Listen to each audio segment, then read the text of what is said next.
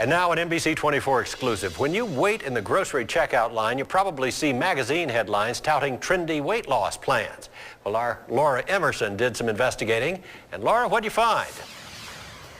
I found that almost 1/3 of Americans are obese. We've heard these stats before. Many others are just carrying a few too many pounds of fat and would like to lose them now that the warmer weather is coming soon.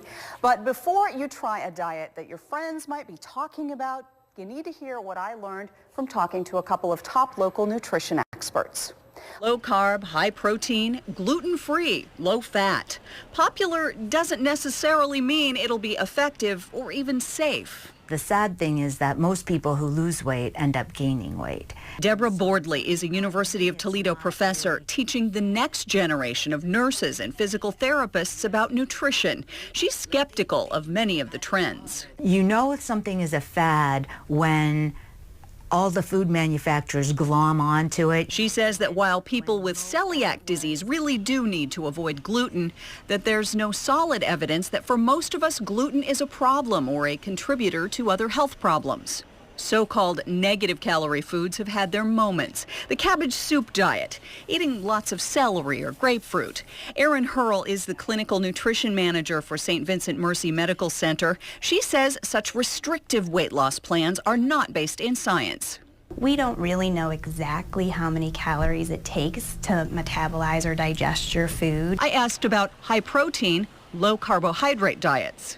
The rates of obesity have actually increased, not decreased, since they've been around. So if that was the answer, we would have had an answer. There are some negatives of having high protein, just because the way you use protein in your diet, it's dehydrating. So actually most of the weight that you'll lose on a high protein diet is water weight. Not that high protein causes kidney failure or anything like that, but it can be an extra tax on kidneys for people who might have some kidney issues. And again, it's just not a way to eat for the rest of your life. Also hot lately, the paleo diet, avoiding processed foods and grains.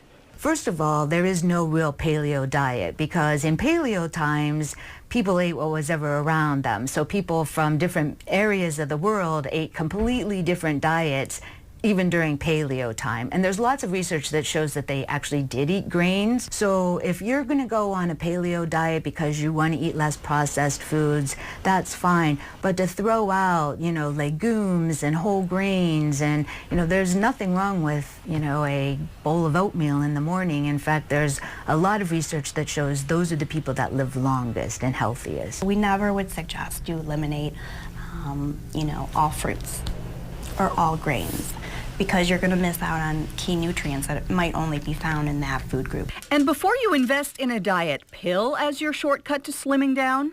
They don't work. There's no real science behind them.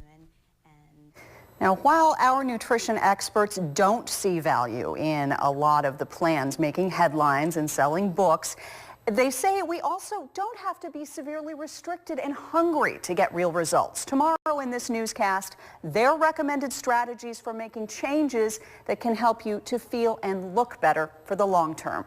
Jim?